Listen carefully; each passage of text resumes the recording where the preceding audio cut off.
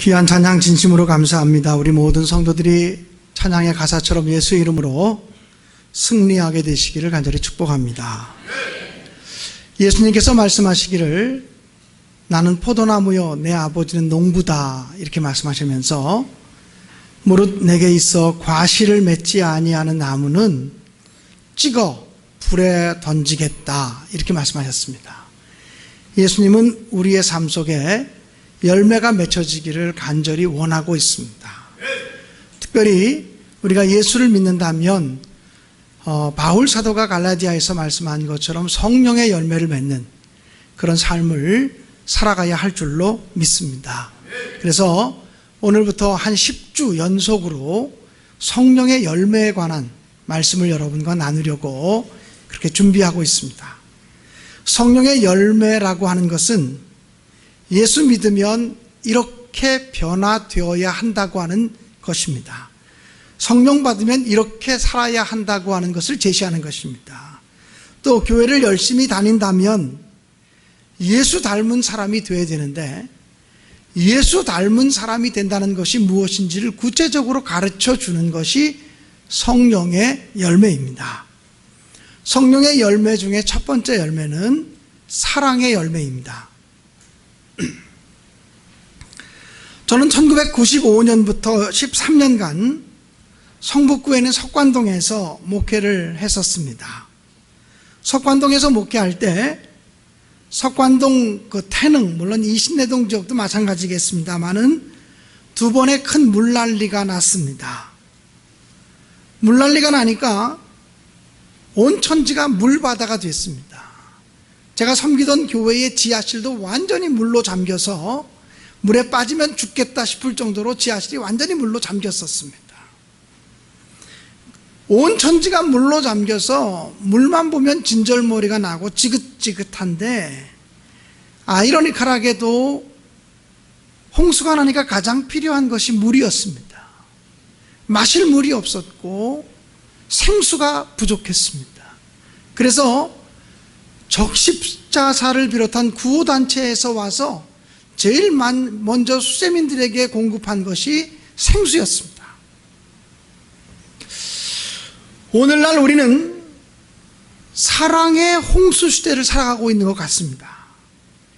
텔레비전을 켜도 사랑 이야기, 음악을 들어도 사랑 이야기, 영화를 보아도 사랑 이야기, 소설이나 만화를 읽어도 여전히 사랑 이야기입니다. 사랑이라고 하는 주제를 빼면 연속극이나 소설이나 영화나 아마 대본을 만들어갈 수가 없을 것입니다. 입만 열면 현대인들은 사랑을 얘기하고 있지만 이 사랑의 홍수 시대를 살아가고 있으면서 현대인들은 사실은 사랑에 굶주려 있습니다. 왜 그럴까요? 사랑이라고 하는 개념이 넘쳐나면 넘쳐날수록 진정한 의미의 사랑, 참 사랑이 우리의 삶 속에서 실천되지 못하고 있기 때문에 그렇다는 것입니다. 신약 성경이 쓰여지던 당시 헬라어에는 사랑을 뜻하는 여러 가지의 단어가 있었습니다. 첫째는 여러분들도 너무나 잘 알만한 에로스라고 하는 단어입니다. 이 에로스라고 하는 단어는 남녀간의 사랑, 이성간의 사랑을 의미할 때 쓰여지는 단어였습니다. 둘째는 필리아라고 하는 단어인데 이 필리아라고 하는 단어는 친구간의 사랑, 우정을 이야기할 때 사용되는 사랑이라는 단어입니다. 세 번째는 스톨케라고 하는 단어가 있습니다. 이 스톨케라고 하는 단어는 부모가 자식을 사랑하는 부모의 사랑을 이야기할 때 쓰는 단어가 이 스톨케입니다. 그리고 네 번째가 바로 아가페라고 하는 단어입니다. 이 아가페라고 하는 단어는 하나님의 사랑을 이야기하고 주는 사랑, 조건 없는 사랑, 그리고 이의 타산을 따지지 않는 사랑, 철저하게 상대방의 유익을 구하는 사랑을 가리켜서 아가페라고 말합니다. 오늘 제가 성경 본문으로 선택한 요한 1서 전체를 보면 아가페라고 하는 단어가 동사형으로 28번, 명사형으로 18번, 모두 이 아가페라고 하는 단어가 46번이나 사용되고 있는 것을 보게 됩니다. 그래서 사람들은 요한 1서도 사랑장이다 이렇게 얘기합니다. 고린도전서 13장만 사랑장이 아니라 요한 1서도 사랑에 대해서 강조하고 있고, 특별히 요한 1서 4장은 사랑을 강조하는 사랑장이라고 이야기할 수 있습니다. 우리가 예수를 믿고 구원받은 사람이 되었다고 하면 우리는 이미 조건 없는 하나님의 사랑을 경험한 사람이 되었다는 것입니다. 성경 로마서 5장 8절에 보면 이렇게 기록하고 있습니다. 우리가 아직 죄인 되었을 때에 그리스도께서 우리를 위하여 죽으심으로 하나님께서 우리를 향한 자기의 사랑을 확증하셨느니라. 우리가 구원받기 위해서 아무것도 하지 않았습니다. 우리는 여전히 죄인의 상태에 머물러 있었습니다. 그런데 죄인된 우리를 무조건 사랑하시는 하나님의 사랑이 나타났습니다. 그 하나님의 사랑이 바로 예수 그리스도의 구속의 은혜요 십자가였다라고 하는 사실을 성경은 말씀하고 있습니다. 갈라디아서 5장에 보면 성령의 9가지 열매를 언급하면서 제일 먼저 강조하는 것이 사랑입니다. 그리고 여기서 쓰여진 단어가 역시 아가페라고 하는 단어입니다. 그렇다면 우리가 어떻게 하면 사랑의 열매를 맺을 수 있을까요? 또 사랑의 열매를 맺는다는 말은 무슨 말일까요? 그리고 가장 아름다운 사랑의 열매란 무엇일까요? 이런 여러 가지 주제들을 가지고 말씀을 오늘 성경 본문을 통해서 찾아 보려고 합니다. 첫 번째 생각하고 싶은 주제는 왜 우리는 사랑의 열매를 맺어야 되는가? 왜 우리의 삶은 사랑이어야 하는가에 대해서 말씀을 드리고 싶습니다. 우리가 사랑의 열매를 맺어야 되는 이유가 있다면 우리가 믿고 의지하고 섬기는 하나님이 바로 사랑이기 때문에 그렇습니다. 오늘 성경 본문 8절에 보면 사랑하지 아니하는 자는 하나님을 알지 못하나니 이는 하나님은 사랑이심이라 라고 기록되어지고 있습니다. 사랑이 바로 하나님의 본질이고 사랑이 바로 하나님의 속성이라는 것입니다. 그러므로 사랑하지 않으면서 내가 하나님을 안다라고 말하는 것은 거짓말이고, 사랑하지 않으면서 내가 하나님 안에 거한다라고 하는 말도 거짓말이고, 사랑하지 않으면서 내가 하나님을 섬기고 있다라고 말하는 것도 거짓말이라고 하는 사실입니다. 하나님이 왜 우리를 구원하셨습니까? 우리를 사랑하시기 때문에. 하나님이 왜 세상을 창조하셨습니까? 우리를 사랑하시기 때문에. 그러므로 우리가 아직 죄인 되었을 그때에 우리를 향한 하나님의 사랑이 나타났다고 하는 사실을 한순간도 잊지 마시고, 하나님의 사랑을 통해서만 우리가 하나님을 발견할 수 있다고 하는 사실도 기억하시면 좋겠습니다. 제가 어렸을 때 자랐던 제 모교회는 우이동에 있는 우이감리교회라는 교회입니다. 그 우이감리교회가 제가 고등학교 3학년 때 교회를 새로 건축을 했습니다. 지금도 그 건물이 있습니다. 건물만 증축해서 넓어졌을 뿐이지 여전히 그 건물인데, 그 교회 강대상을 보면 강대상 한쪽 면이 빨간 벽돌입니다. 한쪽 면은 아니고 다른 쪽 한쪽 면이 붉은 벽돌인데, 그 붉은 벽돌이 중간중간 이렇게 튀어나오고 들어가고 음영을 살려서 글자를 만들어 놓았고 성경 구절 하나를 새겨 놓았습니다. 그런데 인상적이게도 그 교회 강대상에 붙어있는 성경 구절은 요한복음 3장 17절입니다. 우리가 흔히 잘 아는 성경 구절이 요한복음 3장 16절, 하나님이 세상을 이처럼 사랑하사 독생자를 주셨으니, 그 말씀을 가장 좋아하는 말씀인데, 그 교회는 특이하게도 요한복음 3장 17절 말씀을 새겨놓았습니다. 요한복음 3장 17절은 이렇습니다. 하나님이 그 아들을 이 세상에 보내신 것은 세상을 심판하려 하심이 아니요 세상을 구원하려 하심이로다 라는 말씀입니다. 제가 어렸을 때 저의 신앙 지도를 해주셨던, 지금은 고인이 되신 유순근 목사님이라고 하는 분이 가장 좋아하는 말씀이 요한복음 3장 17절이었던 걸로 기억합니다. 대부분의 사람들은 요한복음 3장 16절을 좋아하는데 그 목사님은 나는 요한복음 3장 17절이 제일 좋아. 그러면서 하나님이 예수님을 이 땅에 보내신 목적이 우리를 심판하시고 우리를 벌하시려고 보내신 것이 아니라 우리를 구원하시려고 보내셨어. 이것을 얼마나 어렸을 때 그 목사님께서 강조하셨는지 모릅니다. 사랑하는 여러분, 하나님이 사랑이십니다. 그리고 사랑하지 않는 자는 하나님을 알 수 없다 그랬습니다. 그리고 그 사랑이신 하나님의 그 사랑이 우리에게 나타났는데, 오늘 성경 본문 구절을 보면 하나님의 사랑이 우리에게 이렇게 나타난 바 되었으니 하나님이 자기의 독생자를 세상에 보내심은 저로 말미암아 우리를 살리려 하심이라 그랬습니다. 하나님의 사랑이 독생자 예수 그리스도를 보내주시는 예수님의 탄생을 통해서 하나님의 사랑이 우리에게 나타났다는 것입니다. 하나님 편에서는 하나밖에 없는 외아들을 우리를 위해서 보내주셨다는 것입니다. 그러므로 하나님의 사랑을 경험하려면 예수를 만나야만 하나님의 사랑을 알 수 있다는 것이죠.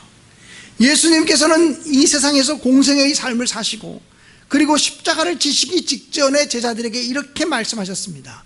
요한복음 13장 34절 이하의 말씀인데요, 새 계명을 너희에게 주노니 너희가 서로 사랑하라. 너희가 서로 사랑하면 이로써 모든 사람이 너희가 내 제자인 줄 알게 될 것이다 라고 말씀하셨습니다. 즉 예수님은 우리가 사랑하면 사람들이 우리를 예수님의 제자인 줄 알 것이고, 우리가 사랑하지 않으면 우리가 예수님을 따라다니는 사람이라고 하는 모든 것들이 허사가 되어진다고 말씀하셨습니다. 여러분, 사람들은 자기의 신분을 드러낼 때 이 배지를 답니다. 우리 박홍근 국회의원 어깨에는 언제나 국회의원 배지가 달려있지 않습니까? 그 배지가 얼마나 자랑스럽고 얼마나 영광스러운 것입니까? 저는 우리 교회에 국회의원이 한 분 계셔서 얼마나 제가 자랑스럽고 또 긍지가 느껴지는지 모르겠어요. 꼭 재선하셨으면 좋겠습니다. 선거운동 아니니까 저를 고발하지 마십시오. 늘 기도하고 있습니다. 그런데 우리의 신분을 드러내면서 배지를 다는 것처럼 그리스도인이라고 하는 신분을 무엇으로 드러낼 거냐? 내가 십자가를 달고 다닌다고 그리스도인이라고 인정할 거냐? 여러분, 요즘 예수 안 믿는 사람들도요, 액세서리로 십자가 달고 다닙니다. 내가 예수 믿는 사람이라는 것, 내가 그리스도인이라고 하는 것을 무엇으로 드러낼 거냐? 성경은요, 내가 예수 믿는 사람이라는 것, 주님을 따라다니는 제자라는 것을 증명하는 증거가 바로 사랑이라고 말합니다. 그러므로 사랑이 그리스도인의 배지요, 사랑이 그리스도의 심벌이라고 하는 사실입니다. 사랑하는 여러분, 그러므로 하나님의 사랑은 예수님을 통해서 나타났고, 그 예수님은 우리에게 서로 사랑하지 않으면 그리스도인이라는 것이 헛것이다, 하나님을 따르며 섬긴다는 것이 다 허사가 되어진다고 우리에게 말씀하고 있습니다. 오늘 우리는 예수님도 눈으로 볼 수 없고 하나님도 눈으로 볼 수 없는 시대에 살고 있습니다. 구약시대의 에덴 동산에서 아담과 하와는 하나님을 눈으로 볼 수 있었습니다. 예수님이 공생애의 삶을 사실 때 예수님의 제자들과 그때 사람들은 예수님을 육체로 오신 예수님을 볼 수가 있었습니다. 그러나 오늘 신약시대에 살아가는 사람들은 예수님을 볼 수도 없고 하나님을 볼 수도 없습니다. 그럼 우리가 어떻게 하나님을 느낍니까? 어떻게 하나님의 사랑을 느낍니까? 요한 1서 4장 13절에 보면 그의 성령을 우리에게 주심으로 우리가 그 안에 거하고 그가 우리 안에 거하시는 줄을 아느니라, 이렇게 말했습니다. 즉 우리가 예수님을 느낄 수 있고 하나님을 발견할 수 있는 것은 성령님을 통해서만 가능하다는 것입니다. 성령님을 우리의 마음속에 보내셔서 성령님을 통해서 예수님의 사랑을 깨닫게 하고 느끼게 하고 하나님을 보지 않아서도 본 것처럼 고백할 수 있게 만들어 주신다라고 하는 사실입니다. 그러므로 사랑하는 여러분, 우리 신약시대에 살아가는 사람들은 오직 성령님을 통해서만 예수님을 만날 수 있고 성령님을 통해서만 살아계신 하나님을 경험할 수 있게 됩니다. 그런데 성경은 성령을 어떤 분으로 표현하냐면 성령을 사랑의 영이라고 표현할 수 있습니다.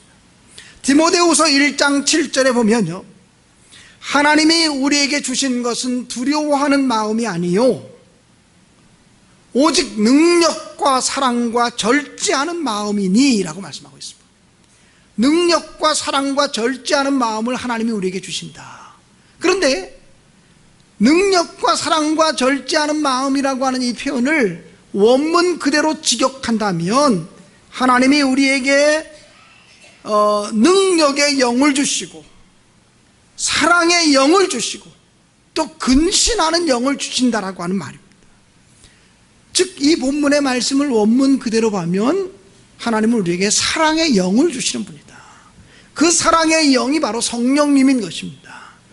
그러므로 내 힘으로 내 능력으로 사랑할 수 없는 사람들을 성령이 함께 하시면 사랑할 수 있게 되고, 내 힘으로 용서할 수 없는 사람들을 성령님이 함께 하시면 용서할 수 있게 되어진다라고 하는 사실입니다.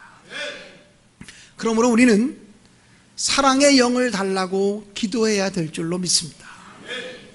우리가 왜 사랑해야 됩니까?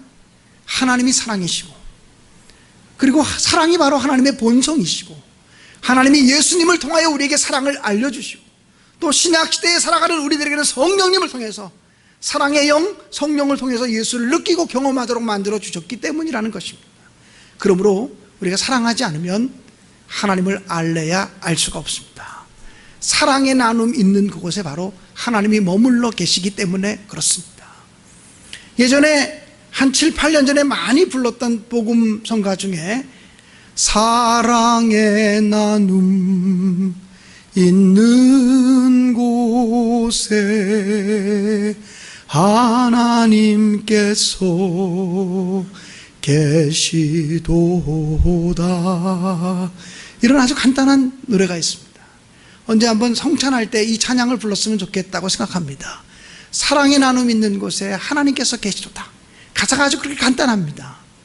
사랑하는 여러분, 그러므로 하나님이 사랑이신 것을 기억한다면 우리도 역시 사랑의 사람이 되어야 된다고 하는 사실을 잊지 마시기를 주님의 이름으로 간절히 축원합니다. 두 번째, 오늘 여러분과 생각하고 싶은 주제는 우리가 어떻게 하면 사랑의 열매를 맺을 수 있을까라고 하는 문제입니다. 여러분, 사랑의 열매를 맺는다는 것이 무엇일까요? 오늘 성경 본문을 보면 서로 사랑하라고 하는 말씀을 참 여러 번 쓰고 있습니다. 요한일서 4장의 결론이라고 여겨지는 것이 요한일서 4장 21절의 말씀인데요, 요한일서 4장 21절의 말씀을 우리가 함께 읽었으면 좋겠습니다. 함께 읽읍시다. 우리가 이 계명을 주께 받았나니 하나님을 사랑하는 자는 또한 그 형제를 사랑할지니라. 아멘. 하나님을 사랑하는 자는 또한 그 형제를 사랑하라. 이것이 바로 요한일서의 결론입니다. 눈에 보이는 형제를 사랑하지 못하면서 눈에 보이지 않는 하나님을 사랑한다고 말하는 것은 거짓말이라고 성경은 이야기합니다. 그러므로 사랑하는 여러분, 하나님이 사랑이신 것을 아는 사람이라면 나도 하나님의 사랑을 나의 삶 속에서 실천하면서 내 눈에 보이는 내 이웃과 형제들에게 사랑을 베푸는 삶을 살아가야 한다는 것입니다. 여러분, 우리가 사랑하는 삶을 살아가려면 무엇보다도 내가 하나님의 자녀다라고 하는 확신과 신념이 가장 소중하다고 생각이 되어집니다. 하나님이 사랑이신 것처럼 내가 하나님의 자녀라면 나도 마땅히 사랑하는 삶을 살아가야 된다라고 우리는 스스로 그렇게 확신해야 될 것입니다. 내가 하나님의 자녀이기 때문에, 내가 하나님의 자녀이기 때문에 나는 사랑하는 삶을 살아야 된다. 이런 도전들이 여러분의 삶 속에 언제나 넘치게 되시기를 주님의 이름으로 간절히 축원합니다. 예전에 그 침례교 목사인 이동원 목사님이 쓰신 책을 읽어보았는데 그 목사님의 책에서 나오는 이야기들입니다. 한 번은 중동에 있는 어느 나라의 왕자님 한 분이 미국에 와서 병원에 입원해서 병을 고치게 되었다고 합니다.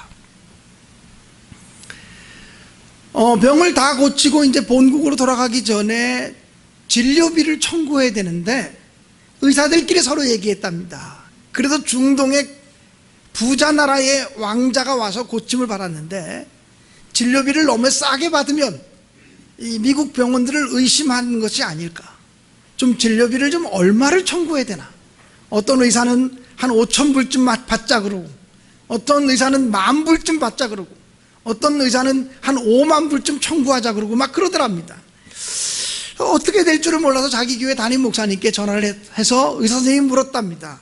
목사님은 중동 선교사로 계시던 분이니까 중동 사람들의 습성을 잘 알 텐데, 중동의 어느 나라의 왕자가 오셔서 저희 병원에서 진료받고 고침을 받았습니다. 진료비를 어느 정도 청구하면 좋을까요? 그랬더니 그 목사님 하시는 말씀이, 중동의 왕자한테 너무 조금 청구하면 자존심 상해할지 모르니까 많이 청구해야 되는데, 그렇다고 진료비가 많이 들지도 않았는데 많이 청구하는 것도 도둑놈 심보 아니냐. 그러니까 이렇게 얘기하면 좋겠다고. 왕자의 신분에 걸맞게 치료비를 내십시오. 그렇게 조언을 해줘서 정말 그대로 왕자의 신분에 걸맞게 치료비를 내십시오, 이렇게 얘기했더니 그 사람이 7만 5천 불을 내고 갔다고 합니다.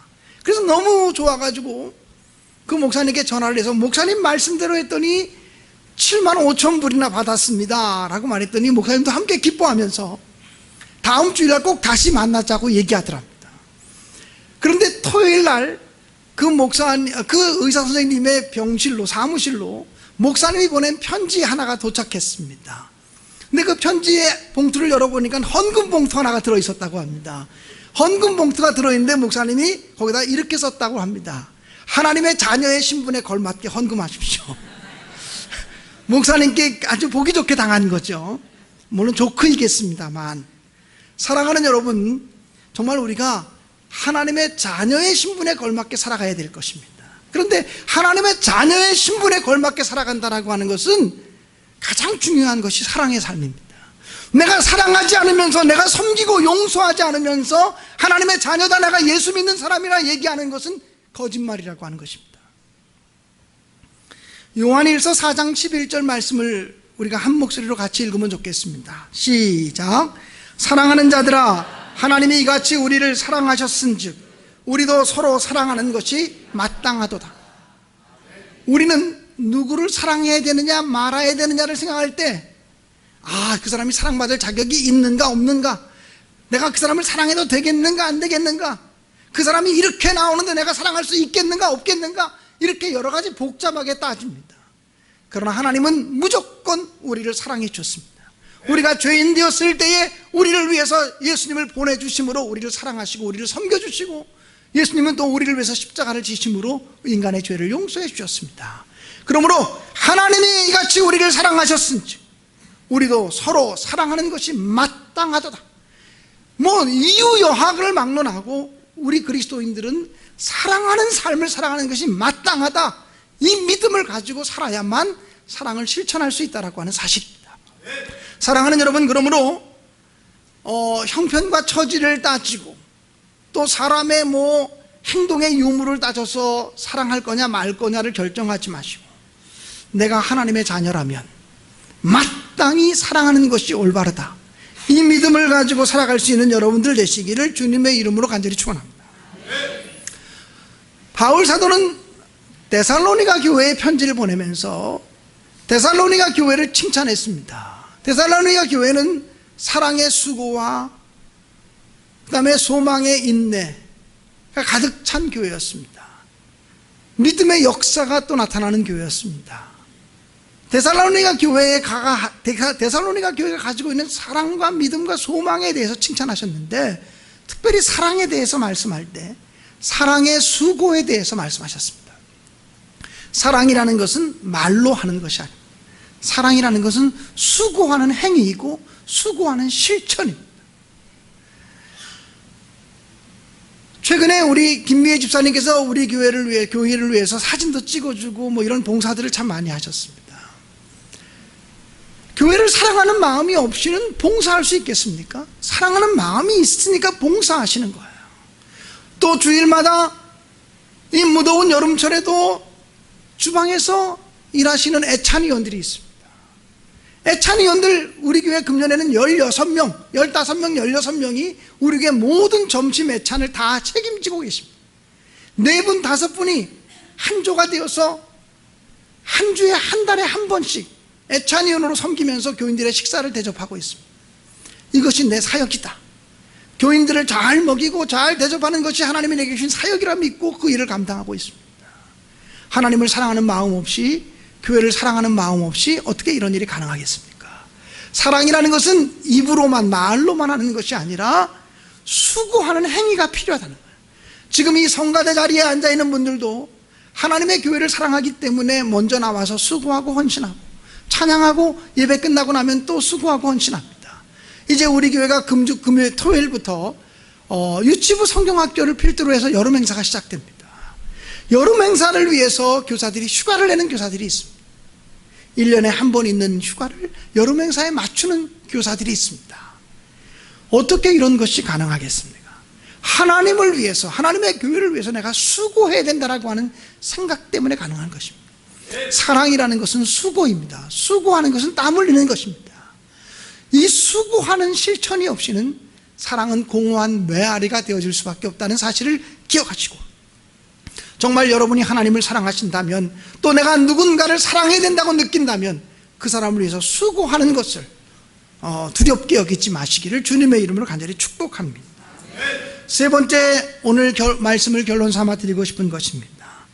영혼 구원이야말로 가장 큰 사랑의 실천이라고 하는 사실을 우리가 잊지 말았으면 좋겠습니다. 그 어떤 사랑보다도 영혼을 구원하는 사랑이 가장 큰 사랑이라고 하는 사실입니다. 우리가 장차 하나님 나라에 갔을 때 내가 전도해서 나 때문에 예수 믿게 되고 그 사람이 천국에 왔다면 내가 내게 가장 큰 감사를 표시하게 될 것이고, 내가 전도해서 예수 믿은 사람을 천국에서 만나게 될 때 우리는 큰 보람과 긍지를 느끼게 되어질 것이라고 믿습니다. 미국에서 교회 주일학교 교사들을 위해서 발간하는 썬데이 스쿨이라고 하는, 썬데이 스쿨 타임즈라고 하는 조그만 잡지가 있습니다. 그 썬데이 스쿨 타임즈에 실렸던 이야기라고 합니다. 중학교 여자 선생님이었는데 학교에서 아이들을 가르치는데 학생 하나가 무단결석을 오랫동안 했습니다. 이대로 가만 놔두면 퇴학당할 위기에 놓이게 되었습니다. 이 선생님은 그 학생의 가정을 방문했습니다. 그 집을 가보니까 그 아이가 정말 그렇게 무단결석을 할 수밖에 없을 만큼 힘들고 어려운 처지에 있었습니다. 어머니는 가출한 상태였고 아버지는 알코올 중독자였습니다. 그 아이는 도저히 자기는 학교를 나갈 필요가 없다고 이야기했습니다. 선생님은 이 아이가 중학교도 졸업하지 않으면 어떻게 될까 싶어서 날마다 찾아가서 이 아이에게 그래도 학교를 나오라고, 학교에서 공부를 잘하지 않아도 좋으니까 학교에 나와 앉아 있으라고 권면했습니다.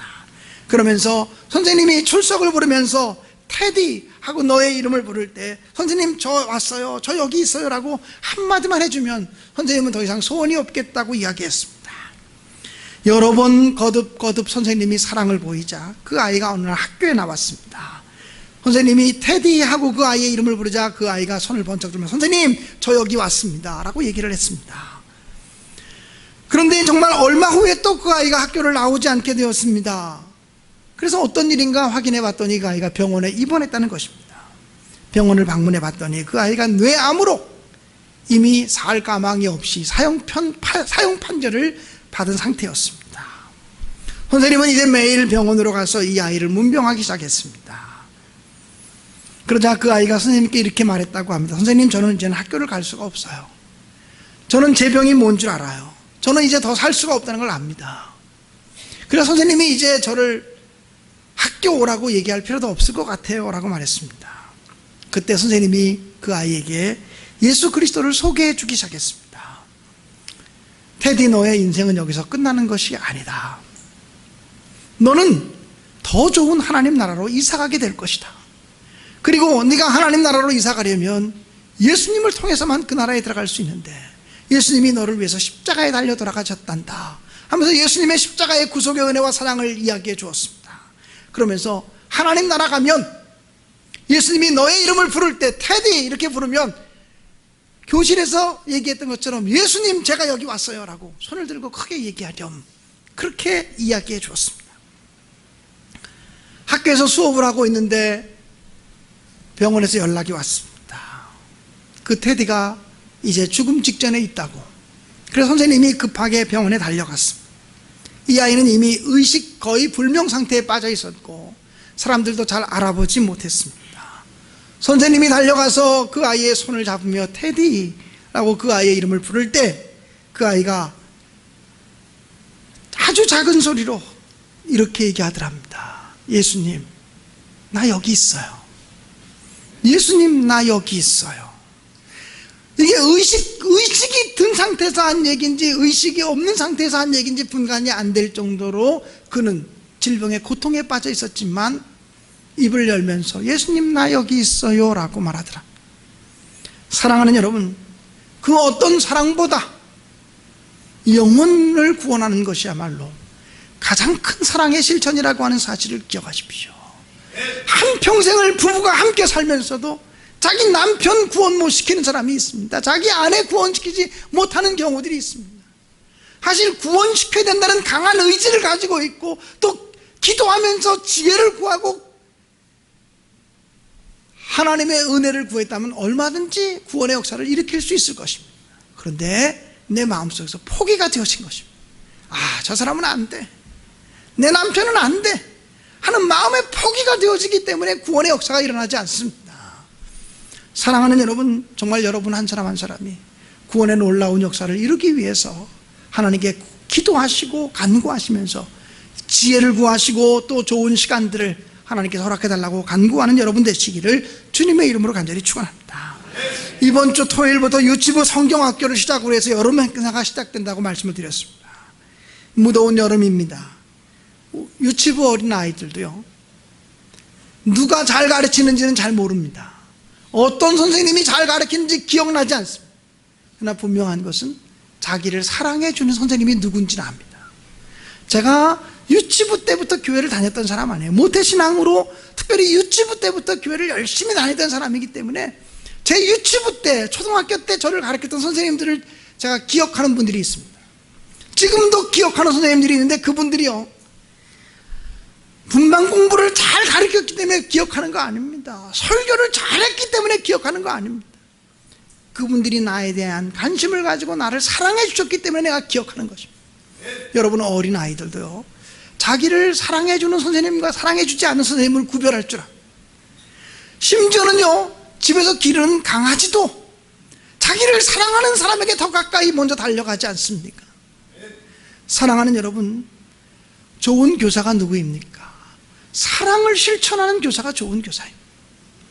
사랑을 실천하는 교사가 하나님 보시기에 아름다운 교사입니다. 우리 교사들의 수고와 헌신을 통해서 유치부 어린이들, 아동부, 학생부, 청년들, 그들이 예수님의 사랑을 경험하고 만나는 참 좋은 여름 수련회, 여름 성경학교가 되어지기를 주님의 이름으로 간절히 축원합니다. 세상이 살맛이 나지 않는다고 사람들이 얘기합니다. 세상을 살맛 나게 하는 것이 바로 사랑입니다. 교회가 교회답지 않다고 말합니다. 교회를 교회답게 하며 교회가 살맛 나게 만드는 것이 바로 사랑입니다. 가정을 살맛 나게 만드는 것도 역시 사랑인 줄로 믿습니다. 세상 사람들이 오늘날 교회를 향해서 원하는 것도 사랑입니다. 자기들끼리만 사랑하지 말고 세상 사람들을 향하여 사랑의 손길을 펼쳐주기를 원하고 있습니다. 자기들끼리만 천국을 이루지 말고 세상을 향해서 문을 활짝 연 교회가 되어달라고 요청하고 있습니다. 예수 닮은 사람은 사랑의 사람입니다. 예수 따라가는 사람은 사랑의 사람입니다. 예수님의 제자가 되려면 사랑해야 합니다. 목사라도 사랑 없으면 가짜 목사입니다. 장로라도 사랑 없으면 가짜입니다. 권사라도 집사라도 성도라도 사랑 없으면 가짜이고 짝퉁 교인들입니다. 사랑하십시오. 사랑할 수 있습니다. 하나님이 우리를 사랑하셨은즉 우리도 서로 사랑하는 것이 마땅하도다. 이 믿음을 가지고 살아가시기를 주님의 이름으로 축원합니다. 작은 사랑이라도 실천하며 살아가시기를 간절히 바랍니다. 이 무더위에 지치지 마시고 사랑의 수고와 사랑의 실천을 통해서 내 주변에 있는 사람들을 살맛나게 하는 그런 귀한 삶을 살아보시지 않으시렵니까?